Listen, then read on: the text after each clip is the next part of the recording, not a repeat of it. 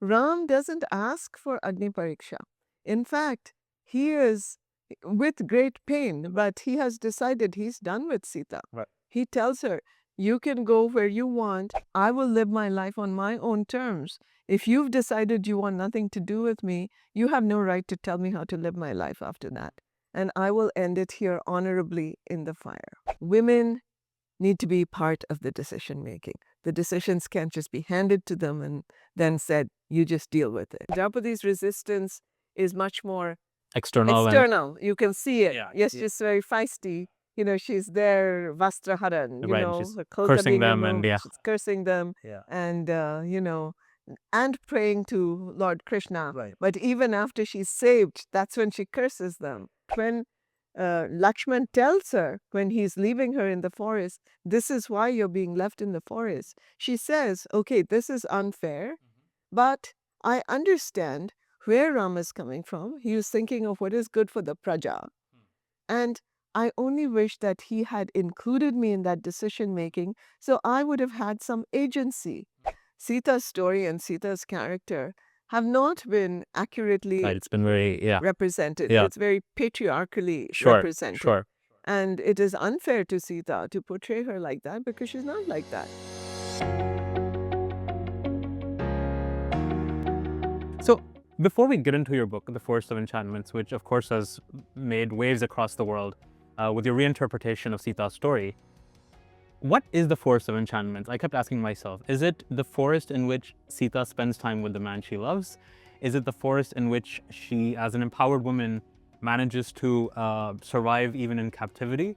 Or is it the forest in which, as a single mother, she brings up children in very difficult circumstances? According to you, which one is the Forest of Enchantment? All of them are the forest of enchantments. Yeah. And they are enchanting or empowering, like they're magical in different ways. Right. Just like you said, the first one allows her to become really an adult Yeah. and have that honeymoon period with her husband, which is very dear to her, to her heart, Sure. and which changes her and which deepens their bond. Yeah. Yeah. And then in Ravan's palace, where she refuses to go into Right. any palace, any structure, Right. and then she is imprisoned in the forest in Ashokvan. Correct. She draws on the strength within herself that she never knew she possessed. And she is able to survive, not even just survive, but really become victorious over Ravan. Right. And that makes her grow in a whole other way, right? But it is still an enchantment, Right. right? It is an enchanted space. It is a protected space. The forests are always protected spaces for Sita because as a daughter of the earth, she relates to nature. Right. So that was another thing I wanted to bring out, Sita's connection with the natural world. Sure. Sure. Which then I'm saying is the importance of our connection with the natural world, which in so many ways we are divorced from today in our everyday life. Right. And then ultimately, I think the most important forest is for her the one where she is left. So she's everything she has gained, it's just stripped from her in 1 minute. Yeah. Right? And then she has to learn how to deal with that and how to look forward, not just stay in that space of pain, but she is able to move out of that, out of tragedy, into saying, okay, this is the hand that life has dealt me. I'm not going to stop there. I'm going to see what is the best option available to me, which I think is a very wonderful message for all human beings, but particularly for women today, because often, life just gives them a bad hand. Yeah. And they have to know how to move on. But the forest enables her to do it. It doesn't happen just like this. She has to work through sorrow, through anger, through, feeling like overwhelmed. Right. But she Betrayed. Yeah. So she finds that strength inside herself for the forest. Yeah. Something I've struggled with all my life is I've grown up in a family where a huge Ram devotee family. In my house, we have a Ram Darbar, and everything revolves around, puja towards Sri Ram. And my entire adult life, I've struggled with praying to Lord Ram because we call him Maryada Purushottam. Mm-hmm. We should all aspire to be as idealistic as he was. But from a standpoint of, as a husband, he was somebody who I found very difficult to relate to, because if you are God and you know what's right and wrong, you should be able to tell your praja that you guys may be thinking this, but your thinking is wrong. And that's why I refuse to do what you want me to do, even if it's what you think. So when I picked up your book, I said either my resolve to not pray to Ram is going to become stronger, or maybe I'll become a Ram devotee. And I think more of the former happened. What you are talking about was a great dilemma in my own mind as well as a woman. Yeah. How could Lord Ram do that to Sita? Right. So, and I noticed that I wasn't the only one having this problem, because Tulsi Ram, who has written the most important, like Bhakti Ramayana, Right. ends his Ramayan with the coronation. He did not want to go into that territory. So clearly, I think that means he had some problems with reconciling to that as well. Now, what I think, though, after having read all of the different Ramayans and works on the Ramayans, we have to remember that Ram and Sita are not God and Goddess, they are avatars. They occupy that special place between gods and humans. And they come down so that they show us. I mean, because many of us might say, oh, we cannot be like Lord Vishnu, we cannot be like Lord Shiva. They're just a whole other League of their own. Yes, it's a league of their own. Yeah.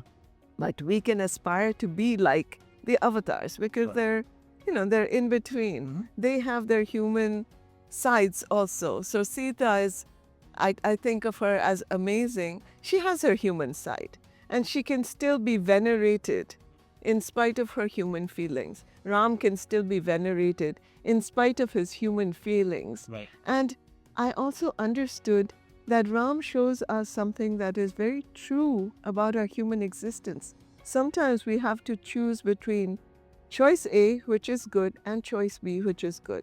And sometimes we can't just say, well, choice B is better than choice A. We have to say choice B will affect this many people, and choice A will affect this many people. And I will just have to go for what is the greater good. And that is what Ram does. He privileges being a king over being a husband. Right. So, is that the right thing? I'm going to let the readers decide. Yeah. But at least I am understanding of and sympathetic of that choice, which we have seen in many other works of literature. Right. In all of Shakespeare's history plays, the king has to choose between being a king or being a good husband and father. Right. And generally, he will choose being a king because, that's his duty. Sure. So Ram chooses duty over his personal love. Right. And although we might feel sad about that, we can't really say that it's the wrong choice. What my Sita questions is the fact that he doesn't include her in that decision making. Right? Sure. That's all she wants. Right. She understands. Actually, she's of course devastated, but when Lakshman tells her, when he's leaving her in the forest, this is why you're being left in the forest, she says, okay, this is unfair, but I understand where Ram is coming from. He was thinking of what is good for the praja. And I only wish that he had included me in that decision making, so I would have had some agency. It is possible that coming from a woman's point of view, she might have thought of some other compromise. Right. But even if she hadn't, if she had been part of the decision making, it would have made the whole thing a different experience for her. Sure. So I think my kind of feel over there is women need to be allowed to be part of the decision making. Whenever those decisions are being made, whether they're familial or national, Sure. women need to be part of the decision making. The decisions can't just be handed to them and then said, you just deal with it. Sure. Right? Sure. So that was kind of Yeah. right. And the important thing is I cannot hate Ram because Sita never hates Ram. And she is really my model in this. Of course. And that is what I love about Sita. She points out what is wrong, Yeah. but she does it without hatred. Sure. And that's a great lesson for all of us as Right. human beings. Right. The book has, several strong female characters. Which male character, as a man, I'm curious to know, which male character in the book, according to you, is the most empowered, most feminist, most relatable to society today? Okay, can I say that he is maybe not a male human character? That's fine. That's fine. Doesn't have to be. My favorite character who relates to Sita is Hanuman. I think he is just the epitome of what all of us, male and female, but certainly he is male. Yeah. So we should aspire to, because he is so loving, so accepting, so respectful, so willing to stand up for her, even against his beloved Ram. Sure. If he had to take sides, he's ready to take Sita's side. And he really listens to her. Yeah. He also has this very playful relationship with her after she's been rescued and she comes back. Right. They have this wonderful, playful relationship. She can talk to him in a way that she can't really talk to any of the men around her. So he embodies that space, I think, that, all of us can aspire to. Aspire to. Yeah, absolutely. I'm going to read a few lines from the book that just really struck to me. So Sita tells Ram this is during the time when he's asking her to prove her innocence. And she says, "Your words are not enough, not for the citizens of Ayodhya. I cannot take back to them a queen whose virtue they'd question, whose purity they disbelieve. They will think that, like my father Dashrath, I swayed from the path of dharma, enchanted by a wife's charms." And Sita sort of decides in the Agni Pariksha that she's going to step in to it, which is very, very different from anything and everything we've seen growing up. Yes, but this is the original version. This is in Valmiki. Right. Right? Right. So that was another thing that, another reason why I wanted to write the book is that the popular stories as they've come down have been changed. Yeah. Okay? And some of it is because of like TV and movies Sure, and things sure, like of course, that. yeah. So Ram doesn't ask for Agni Pariksha. In fact, he is with great pain, but he has decided he's done with Sita. Right. He tells her, you can go where you want. Vibhishan will keep you and take care of you. Sugriva will keep you and take care of you. Or if you have a third option, you can decide where to go. Where to go, yeah. You will be safe, you will be free, but I can't take you back. End of story. She is the one who says, first of all, she says, how can you blame me for something I had no influence over? Ravan took me. I didn't have any influence. You cannot, and I think this is so important, so relevant to today, because there's so much victim shaming in our community. Sure. And not just in our community, all over the world. The whole MeToo movement shows that all those women did not speak up all these years for fear of victim shaming. Right? And even after they've spoken out, there's been some victim shaming going on as well. Yeah. So I think she is, she speaks out against that. She said, I could not help that. What I could control, how I felt and how I behaved afterwards, I did control. And then she says, I will live my life on my own terms. If you've decided you want nothing to do with me, you have no right to tell me how to live my life after that. And I will end it here honorably in the fire. So that was her. She was not Pariksha. She was like, this is the end. But when she steps into the fire, the god of fire comes up and proves her innocence, right? It declares her innocence. Which is so contrary to, there's a film Lajja, you must have seen it, in which they're doing a Ramlila on stage, and the man asks the woman, played by Madhuri Dixit, that take an Agni Pariksha, and she refuses to and said, you should also go into it with me because we both were separate for, all this time. And then the other actress tells her, oh, if only Sita had done the same thing you had done, then no man would ask a woman for her Agni Pariksha today. Yeah. So it's very contradictory to what... Absolutely. And that is one of the reasons I really wanted to write this book, because I felt that Sita's story and Sita's character have not been accurately it's been very represented. Yeah. It's very patriarchally represented. Sure. And it is unfair to Sita to portray her like that, because she's not like that. Right. She doesn't do those things. Right. In the very original, the very first. The very first, In the very first Ramayana, she doesn't do it in there. She doesn't do it in Kritibas. Yeah. She doesn't do it in Kamba Ramayan. Those were my three sources from three different parts of India. Right. She doesn't do it in any of those. Right. But in later interpolation. Tulsidasa's version, despite that, has become one of the most famous ones. Yeah. Yes. Yeah. And each person is entitled to their own interpretation. Sure. But I wanted to go back to the original and say, look, this is the original vision of Sita. Okay, the focus was not on her. But even otherwise, whatever we see of her, she's a strong character. She speaks her mind, you know. She stands up for herself. She stands up for other women around her. And nobody can deny the strength of her final decision, which is when Ram does ask for an Agni Pariksha. That's the only Agni Pariksha he's asking for. Right. And she says no. So she definitely says no to Agni Pariksha. Right. Right? Yeah. And she knows she has everything to lose at that point. Right. The children and Ram have just been reconciled. It's so wonderful for her to see them, the people she loves most. Right. But she says, no, I can't agree to that. And, you know, I'll pay the price, but I'm not agreeing to something that then later other men can ask other women for. The proof of their innocence in situations where, you know, they were not responsible, they were victims, they were abducted, or whatever violences were done to them. Right. You know, I remember you announced this book very soon after The Palace of Illusions had gotten published, which was your book on Draupadi. And it took about a decade for this to come out. Oh, yes. So ever since then, you know, I've been thinking about that. Actually, I've been thinking about this like when I started Palace of Illusions. And you had 3 other books that came out in the middle. There were books that came out, but I was working on the research because I really wanted to do the best I could with the research too, so that I didn't want like a modern Sita who has nothing to do or very little to do with the original. Sure. You wanted to stick to the... Yes, because I didn't want people to say, oh, yeah, you've just created the Sita, but that's not the real Sita. So that this can't enter our dialogue on who Sita is. Right. I kept very close to one Ramayana or another. Yeah.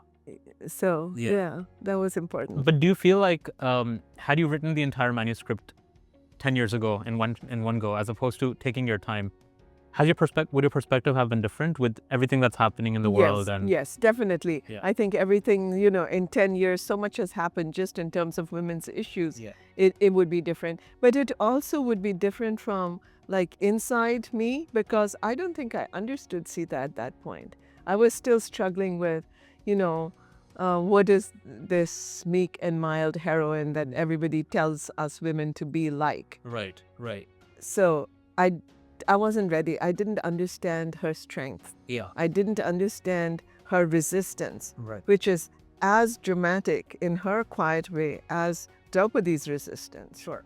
You know, Draupadi's resistance is much more external. You can see it. Yes, she's very feisty. You know, she's there, Vastraharan, you know, she's her clothes cursing are being them removed, she's cursing them, and, you know, and praying to Lord Krishna. But even after she's saved, that's when she curses them. And there's an anger in her and a desire for revenge, which is very human. It's very attractive. I think people have loved her character for being like that. The Sita shows us a whole other kind of strength. So together, I think Draupadi and Sita really give us 2 wonderful models of women's strength. And depending on the woman, she can be like Draupadi or she can be like Sita. So for a lot of women, I think all over the world, but especially in our Indian context, it's not possible to be like Draupadi. They don't have the external power to be like her. But Sita's strength depends on an internal power.